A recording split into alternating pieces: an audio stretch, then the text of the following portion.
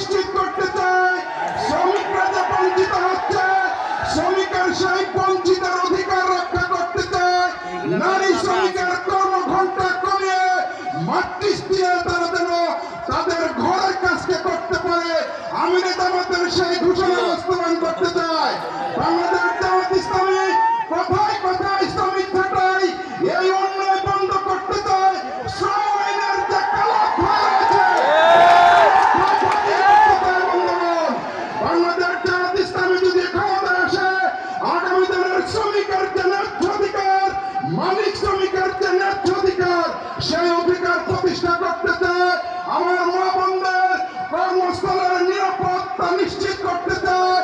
মাতৃস্ত্রী তাদের সন্তানের লালন পালনের ব্যবস্থা করতে চায়।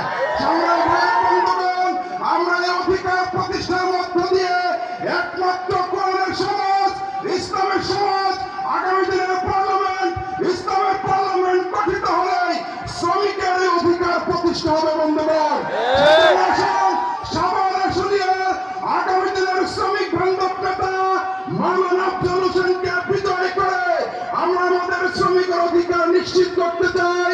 বাংলাদেশ শ্রমিক কল্যাণ ফেডারেশন আগামী দিনের দাঁড়িপাল্লার পক্ষে সাভার আসরিয়ার নির্ভরযোগ্য নেতা, সৎ যোগ্য দেশপ্রেমিক নেতা মাওলানা আফজল হোসেনকে দাঁড়িপাল্লার পক্ষে আমরা বিজয় করতে চাই। বন্ধুগণ, আগামী দিনের 26 যে নির্বাচন, সেই নির্বাচনে শিশু